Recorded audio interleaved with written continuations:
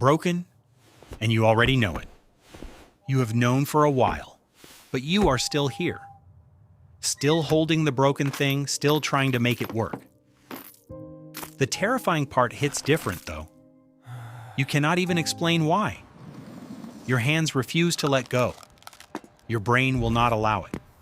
Something deeper is running your decisions. Something older than your first heartbreak. Older than your earliest memory of loss. And it started long before today. Your brain is running ancient code. Code written before language even existed, before cities or options existed, before you had the right to choose. In 1979, Daniel Kahneman proved this. Losing something hurts your brain twice. Twice as hard as gaining feels good. He called this mechanism loss aversion. He won the Nobel Prize for it. Your brain runs that same code now every single time you choose to stay. Loss aversion is not just a feeling. It is a physical brain process. A 2010 Caltech PNAS study proved it. Researchers studied patients with amygdala damage. Those patients felt nothing walking away. No dread about leaving things behind. No pull toward the broken thing. They simply quit and moved forward. Your amygdala is why you stay. It fires before your logic wakes, before you even register a decision. You feel that signal as loyalty. You interpret it as your strength. You name it love or commitment. But your amygdala only calls it loss. It fights to protect you always, even when staying is the damage. Richard Thaler named this trap in 1980. He called it the sunk cost fallacy. Thaler also won a Nobel Prize. 2 Nobel Prizes built on this. Built on one flaw inside you. The flaw living in your choices now. You keep going because you invested. Not because the future looks good. Because the past feels too heavy. Too heavy to walk away from. You already paid in so much. Time and energy and identity paid. Walking away means losing all of it. Arx and Bloomer tested this in 1985. They gave people 2 ski trips. Both trips booked on the same weekend. One trip cost more than the other. People chose the more expensive trip, even when they preferred the cheaper one. Not because that trip was better. Because abandoning it felt like waste. Their study mapped exactly what you do. You stay inside the expensive situation. You sacrifice the clearly better option. Because leaving feels like admitting defeat. Your brain cannot separate past from future. It was never designed to do that. Here is what nobody talks about. A 2023 psychology and marketing study found this. People raised with less money. They are measurably more trapped inside this. Not because they are weaker people, because childhood scarcity rewired their brain deeply. Your childhood SES predicts your susceptibility. More than your current income predicts it. More than your education level does. More than your self-awareness does. You were wired for this trap early, before you were old enough to choose. Every broken relationship you stayed in too long. Every dead-end job you could not leave. Every version of yourself you kept repairing. Your brain was not betraying you then. It was running a childhood scarcity program, written in fear of wasting anything at all. Written in a world with no replacements. And that program is still running today. A published Springer Plus study confirmed something darker.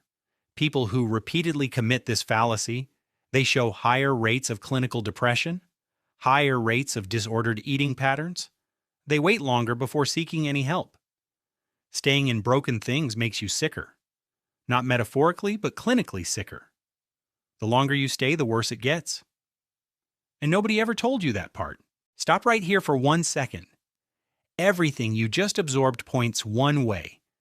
Your wiring is the problem here.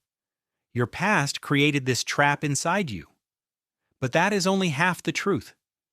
Because now the science turns sharply. What it reveals will reframe everything. Your fixer instinct is not weakness. It is not damage or a flaw. It is pure evolutionary logic instead. A 2023 global study tested prospect theory. It replicated across 19 different countries. across 13 completely different languages tested. Loss aversion held at 90% replication. Your bias is not a personal failure. It is ancient and species-wide instead. It kept every single ancestor alive. Where nothing was replaceable, the fixer survived. The one who let go easily starved. Your brain still believes that world exists. It still treats every loss as fatal. So when you hold that broken thing, you are being ancestrally logical, not irrational. You are protecting what your nervous system believes cannot ever be safely replaced. Here is the truth most people never reach. Your brain is not just biased toward staying. It is physically blocking your forward vision. A 2023 MEG neuroimaging study confirmed this, published in MIT's Imaging Neuroscience journal directly. When loss and gain signals compete inside you, loss signals dominate your valuation process always. Your amygdala and insula react far stronger to loss, far stronger than they react to gain.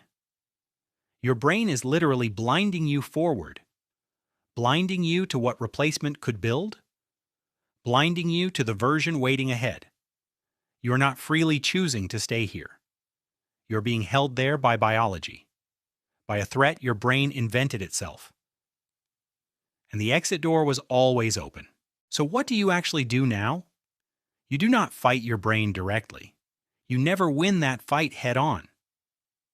You work with the wiring instead always. Give your brain one better question daily, not, can this broken thing be fixed? Ask this completely different question instead. Who are you becoming while fixing this? Every repair costs something deeply invisible, not money or time alone here. It costs your identity most of all. Every day you fix a broken thing. You practice being someone who endures pain. You rehearse the identity of the one who stays. Your hippocampus encodes that pattern as you. Slowly you stop being someone who chooses freely. You become someone who only survives instead. You mistake endurance for purpose every time. And that mistake costs more than leaving would. Psychologist Susan Albers at Cleveland Clinic said this. You overemphasize what you already invested always. That perception then hijacks every future decision. Your perception of past cost governs your path, not the facts of your actual situation, not the logic available to you now, just the perception of what you paid. So here is the reframe that works. Ask yourself this one honest question daily. Is this repair building who I want to become? Or buying me more of the same pain? One kind of repair makes you more whole. One kind hollows you from the inside. Your nervous system already knows the difference clearly. Your amygdala fires differently for each one. The signal inside you is already there. You need to slow down to hear it. Staying is not always the loyal choice. Leaving is not always the weak choice. Sometimes the most courageous thing you do is choose the version of yourself not yet built, is walk toward what you cannot fully see yet, is release what you already paid for, to build what you have not yet started. You stare at the broken thing again. Something real has shifted inside you. Not the broken thing itself, though. You have shifted, and that matters most. The question inside your chest has changed. Not, can I fix this broken thing? But should I fix this at all? That question is not you giving up. That question is not weakness inside you. That question is your brain finally updating. Finally seeing the world you actually inhabit. A world where real options exist for you. A world where letting go builds real strength. A world where replacement is not betrayal ever. Where it is sometimes the most loyal act, loyal to the person you are becoming. Your brain will keep pulling you back. That pull is ancient and very real, but now you understand exactly what it is. Keep exploring the patterns with NERO here. The next one might finally set you free.